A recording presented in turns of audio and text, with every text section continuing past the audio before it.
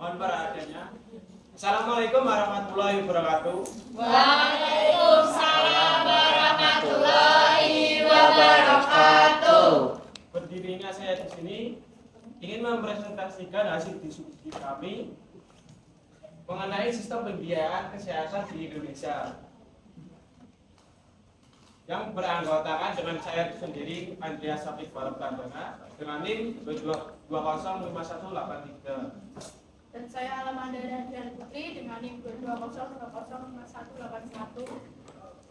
Saya Rijal Arif Fadli dengan NIM 269. Saya Nabila Zulmaida Charles dengan NIM 207. Untuk presentasi yang pertama akan dijelaskan oleh Bila. Biaya kesehatan adalah besarnya dana yang harus disediakan untuk menyelenggarakan dan memanfaatkan berbagai upaya kesehatan yang diperlukan oleh perorangan, keluarga, kelompok, dan masyarakat. Menurut Azwul A 2009. Sumber biaya kesehatan ada dua. Yang pertama yaitu seluruh bersumber dari anggaran pemerintah. Yang kedua sebagian ditanggung oleh masyarakat. Sistem pembiayaan kesehatan. Yang pertama pembiayaan fee for service, yaitu pembayaran jasa kesehatan berdasarkan dari kantong orang itu sendiri. Yang kedua pembiayaan kapitasi, yaitu pembayaran dilakukan di muka berdasarkan jumlah tanggungan kepala per suatu daerah. Yang ketiga pembiayaan berdasarkan CPI, yaitu dokter dibayarkan berdasarkan gaji bulanan bukan dari jenis layanan kesehatan yang diberikan.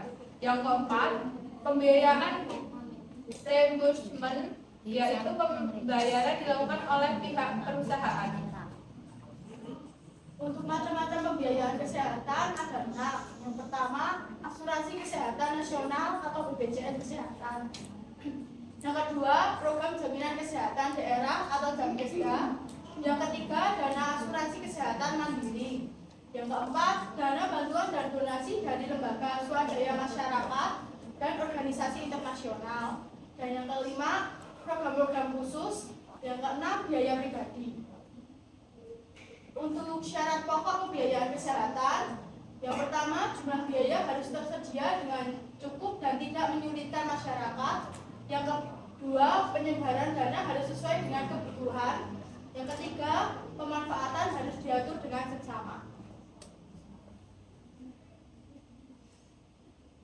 Yang selanjutnya, fungsi pembiayaan kesehatan. Yang pertama sebagai pengendali dana untuk upaya kesehatan masyarakat atau UMKM dan upaya kesehatan perorangan atau UKP. Yang kedua, pengalokasian dana. Dan yang ketiga, pembelajaran digunakan untuk membiayai UMKM dan UKP untuk pembiayaan kesehatan masyarakat bertani.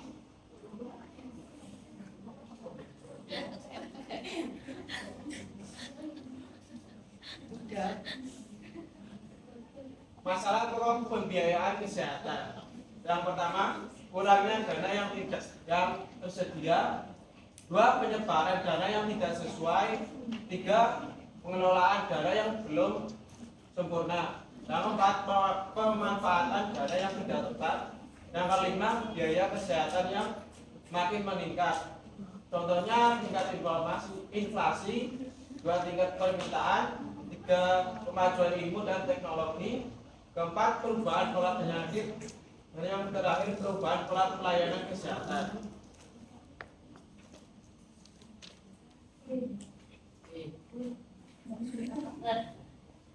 Ya, upaya yang dilakukan. Pertama, meningkatkan jumlah dana. Yang kedua, memperbaiki penyebaran, pemanfaatan, dan pengelolaan dana. Yang ketiga, mengendalikan biaya kesehatan. Berikut adalah contoh kasus BPJS kesehatan, program jaminan kesehatan nasional yang memberikan perlindungan kesehatan bagi seluruh rakyat Indonesia. Meskipun sudah memberikan manfaat luas, BPJS kesehatan mengalami defisit anggaran dan menghadapi tantangan dalam pelayanan yang menyebabkan keterlambatan dalam pembayaran klaim rumah sakit. Penolakan pasien BPJS beberapa rumah sakit karena keterbatasan dana, dan berikut cara mengatasi permasalahannya. Yang pertama, meningkatkan pendapatan dengan memperluas cakupan peserta, termasuk sektor informal. Yang kedua, memperbaiki sistem pengelolaan klaim dan pengawasan untuk mencegah penyalahgunaan. Dan berikut tentang pustakanya. Sekian